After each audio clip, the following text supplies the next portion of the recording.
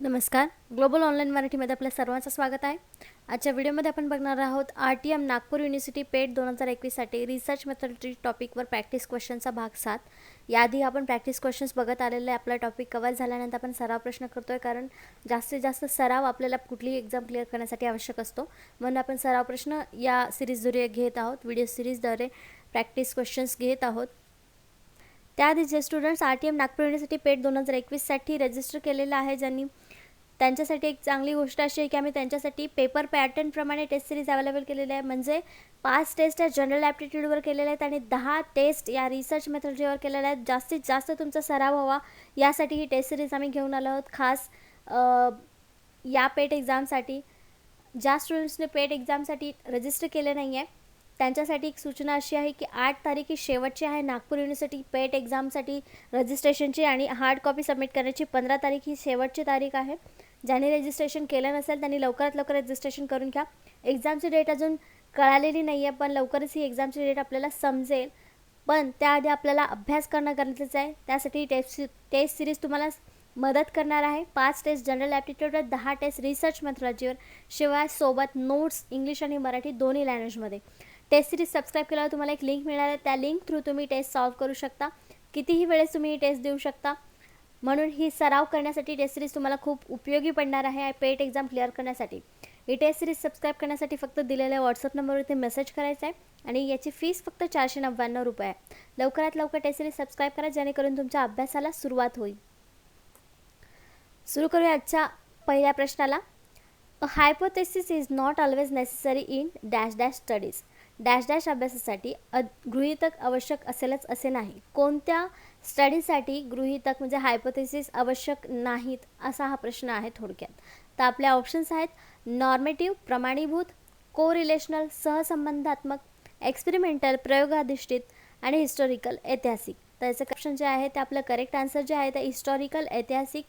ऐतिहासिक रिसर्चमध्ये आपण फॅक्ट फाईंड करत असतो, आणि फॅक्ट फाईंड करताना किंवा ऑलरेडी फॅक्ट जे मांडलेलं आहे त्याच्यामध्ये हायपोथेसिस गरज नसते मांडण्याची.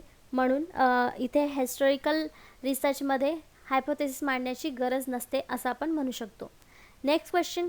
Which of the following sampling method is based on probability. खालीलपैकी नमुना निवड पद्धतींपैकी कोणती पद्धत संभाव्यतेवर आधारित आहे. थोडक्यात संभाव्यतेच्या निवडीची नमुना निवडीची कोणती पद्धत ह्याच्यामध्ये आहे, खाली दिलेल्या ऑप्शनपैकी हे निवडायचं आहे.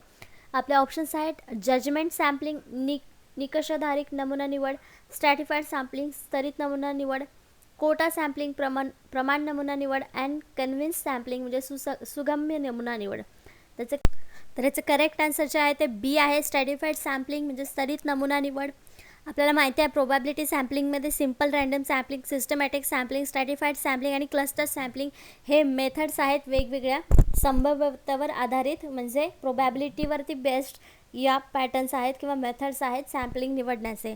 म्हणून या ऑप्शन्सपैकी जो बी ऑप्शन आहे तो फक्त प्रोबॅबिलिटीवर अवलंबून बेस्ट आहे असं आपण म्हणू शकतो.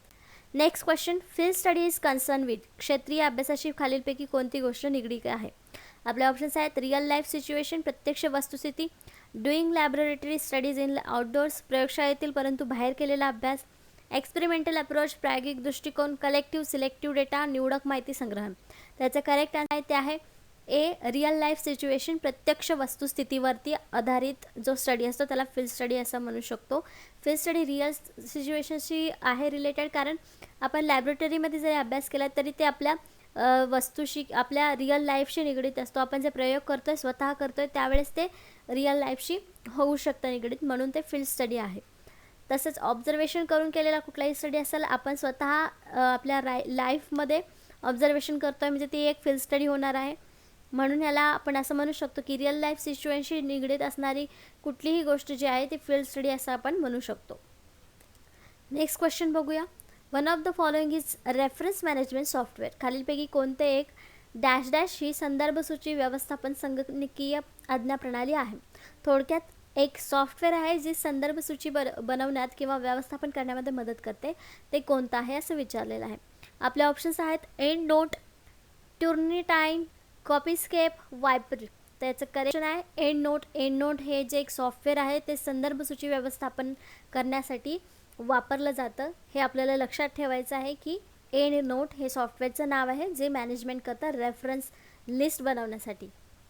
Next question, the dash dash of research article is placed near it's beginning. संशोधन लेखाच्या सुरुवातीस लिहिला जातो किंवा लिहिली जाते. काय लिहिलं जातं? आपले ऑप्शन्स आहेत समरी संक्षेप, अब्स्ट्रॅक्ट सारांश, सिनॉप्सिस म्हणजे गोषवारा आणि प्रिफेस म्हणजे प्रस्तावना. त्याचं करेक्ट जे आहे ते आहे सिनॉप्सिस गोषवारा. सिनॉप्सिस म्हणजे आपला एखादा मोठा लॉंग गोष्ट असते त्याला शॉर्टमध्ये करून लिहायचं असतं किंवा थोडक्यात त्याचं टेबल वगैरे मांडायचं असतं, त्याला आपण म्हणू शकतो की सिनॉप्सिस. मग सुरुवातीला काय लिहायचं असतं आपल्याला? सिनॉप्सिस लिहावा लागतो. म्हणजे करेक्ट ऑप्शन सी आहे. Next question, proposal that may प्रोव्हिजनली serves as starting point for further research is non as dash dash hypothesis. जो प्रस्ताव तत्कालीन स्वरूपात पुढील संशोधन सुरू करण्यासाठी वापरला जातो त्यास डॅश डॅश गृहीतक असे म्हटले जातं. कसं गृहीतक म्हटलं जातं त्याला आपण आपले ऑप्शन्स बघूयात. वन साइडेड एकतर्फी, इंडक्टिव्ह म्हणजे अनुमानात्मक, वर्किंग म्हणजे कार्यकर, अँड नॉन डायरेक्शनल म्हणजे अदैशिक किंवा दिशा नसलेले. तर करेक्ट ऑप्शन आणि आन्सर जे आहे ते आहे इंडक्टिव्ह म्हणजे अनुमानात्मक संशोधन. इंडक्टिव्ह हायपोथेसिस जे आहे ते स्टार्टिंग पॉईंटपासून ते पुढचा रिसर्च करण्यासाठी आपल्याला दिशा देत असतं, म्हणून याला आपण इंडक्टिव्ह हायपोथेसिस असं म्हणू शकतो. आणि आपलं करेक्ट आन्सर बी आहे. Next question, research journals with a high dash dash are commonly considered to be more important than those with lower ones. ज्या संशोधन पत्रिकांचा उच्च त्या इतर पत्रिकांपेक्षा जास्त महत्त्वाच्या आहेत असे सर्वसाधारणपणे समजले जाते. ज्या जर्नल्सचा काय हाय असेल त्यावेळेस तो इतर पत्रिकांपेक्षा जास्त महत्त्वाचा असं समजलं जाईल, असा आपला प्रश्न आहे. आपले ऑप्शन्स आहेत eigen factor, H index, impact factor and 10 score. तर आपलं करेक्ट जे आहे ते आहे इम्पॅक्ट फॅक्टर. आपण लास्ट व्हिडिओमध्ये देखील बघितलं की इम्पॅक्ट फॅक्टर काय आहे. इम्पॅक्ट फॅक्टर हा एक मोजमाप आहे जर्नलचा स्कोर म्हणजे जर्नलचा दर्जा तपासण्याचा असं आपण म्हणू शकतो. म्हणजे इम्पॅक्ट फॅक्टरवरून जर्नल किती उच्च प्रतीचं आहे, किती महत्त्वाचं आहे हे आपण समजू शकतो. म्हणूनचं करेक्ट आन्सर जे आहे ते सी आहे इम्पॅक्ट फॅक्टर. नेक्स्ट क्वेश्चन बघूया. अ dash dash is a short term intensive course for a small group emphasizing problem solving or learning newer techniques. या अल्पकालीन सखोल पाठ्यक्रमात लहान गटांनी समस्या समाधान किंवा नवीन तंत्रे आत्मसात करण्यास महत्त्व दिले जाते. कशामध्ये दिलं जातं? आपले ऑप्शन्स आहेत वर्कशॉप, कार्यशाळा, सेमिनार, चर्चासत्र, समर स्कूल म्हणजे उन्हाळी वर्ग, रिफ्रेश कोर्स म्हणजे उजळणी वर्ग. त्याचं करेक्ट ऑप्शन आहे करेक्ट आन्सर जे आहे ते आहे सी समर स्कूल उन्हाळी वर्ग. याच्यामध्ये लहान मुलांना किंवा लहान मुलांच्या गटांना समस्या समाधान किंवा नवीन तंत्र आत्मसात करण्यासाठी महत्त्व दिलं जातं किंवा त्यांना त्याच्यामध्ये ट्रेन केलं जातं. म्हणून याचं करेक्ट आन्सर जे आहे ते सी आहे. Next question, a well written dash dash attracts potential readers and facilitates the cataloguing of research report in a electronic database. Dash dash संभाव्य वाचकांना आकृष्ट करेल व त्याचबरोबर संशोधन अहवालांची संगणकीय आधारसामग्री सुलभतेने तयार करायला उपयोगी होईल.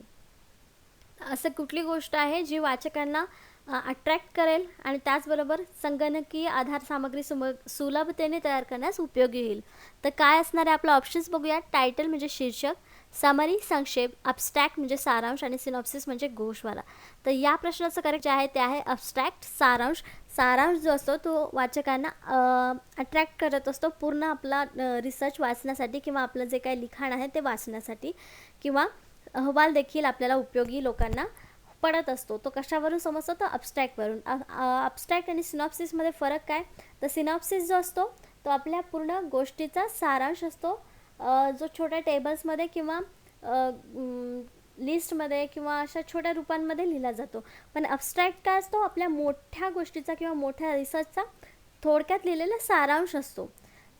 हा दोन्हीमध्ये फरक आहे असं आपण म्हणू शकतो. नेक्स्ट क्वेश्चन, आणि हा आजच्या व्हिडिओचा शेवटचा प्रश्न आहे. अ प्रपोजल दॅट मे प्रोव्हिजनली सर्व as starting point for further research is non as a. जो प्रस्ताव तात्पुरत्या स्वरूपात पुढील संशोधनासाठी आरंभबिंदू म्हणून वापरता येतो त्यास डॅश डॅश असे म्हणतात. आपले ऑप्शन्स आहेत हायपोथेसिस, थेअरी, मॉडेल, प्रिन्सिपल्स. तर आपला प्रश्न नेमका काय आपल्याला समजावायचं की एक अशी कुठली गोष्ट आहे की तात्पुरत्या स्वरूपात आपण रिसर्च करण्यासाठी आरंभबिंदू म्हणून वापरतो किंवा सेंटर पॉईंट म्हणून वापरतो. तो त्याचं करेक्ट आन्सर आहे हायपोथेसिस गृहीतक. गृहीतक काय करतं आपल्याला की पुढचा रिसर्च करण्यासाठी एक तात्पुरतं बिंदू दिलेला असतो, आरंभ बिंदू दिलेला असतो, त्याला आपण हायपोथेसिस म्हणतो. त्याचं करेक्ट आन्सर ए आहे. आजच्या व्हिडिओचे प्रश्न प्रॅक्टिस क्वेश्चन्स सराव प्रश्न इथे संपलेला आहे. नेक्स्ट व्हिडिओमध्ये देखील आपण काही प्रॅक्टिस क्वेश्चन्स घेऊया. धन्यवाद.